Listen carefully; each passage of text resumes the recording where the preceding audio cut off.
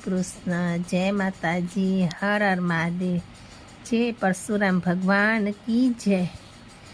બ્રહ્મ સમાજના આરાધ્ય ભગવાન એટલે પરશુરામ। આજે આપણે પરશુરામ ભગવાન વિશે જાણશું। વૈશાખ સુદ બીજ તારીખ 29/4/2025 મંગળવાર પરશુરામ જન્મોત્સવ એટલે અખાત્રીજ। પરશુરામજીની જાહેર સમાજ જીવન વિચારધારા સમજવી કઠિન છે, છતાં પણ પૂર્ણ હિતાવ છે। ભૃગુ કુરવંશક પરશુરામજી ભાર્ગવ રામ પણ કહેવાય છે। પિતા જમગ્નિ ઋષિ હતા અને માતા રેણુકા દેવી હતા। 5 ભાઈમાં નાના ભાઈ છે। બ્રહ્મ સમાજના આરાધ્ય દેવ ગણાય છે। તેમનું સૌથી મોટું દુષ્કર કાર્ય નાગરિક શિક્ષણ છે।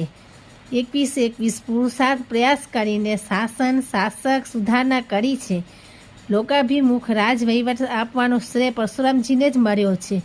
જેઓ શાસક વિરોધી હતા જ નહીં। શાસન કાર્ય જો ખામીવાળું, સમાજ પ્રજાને નુકસાન કે દુઃખ પહોંચાડનારું હોય ત્યાં શાસન સુધારા કરી તેના તાત્કાલિક અમલ માટે શાસકોને જરૂરી માર્ગદર્શન આપ્યું।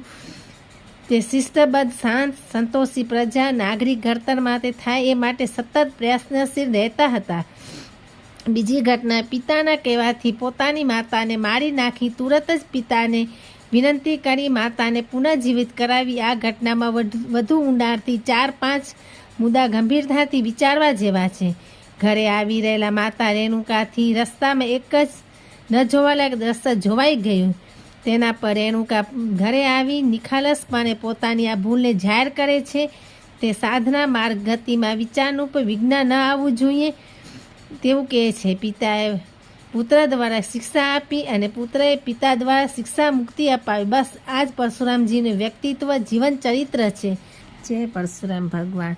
આ દિવસ અક્ષય તૃતીય તરીકે મનાવવામાં આવે છે। આ દિવસે ભગવાન પરશુરામજીનો જન્મ થયો હતો। આથી પરશુરામજીનો જીવન ચરિત્ર ઠેર ઠેર વંચાય છે। આ દિવસથી સત્યયુગનો પ્રારંભ થયો હતો। ઉત્તર ભારતમાં મથુરા, કાશી વચ્ચે અને દક્ષિણમાં પરશુરામ ક્ષેત્રમાં પરશુરામ જયંતિ ખૂબ જ ઉત્સાહથી અને ધામધૂમપૂર્વક ઉજવવામાં આવે છે। આ દિવસ ખેડૂતો માટે પણ પવિત્ર ગણાય છે। જય પરશુરામ ભગવાન કી જય। હર હર મહાદેવ। જય પરશુરામ ભગવાન કી જય।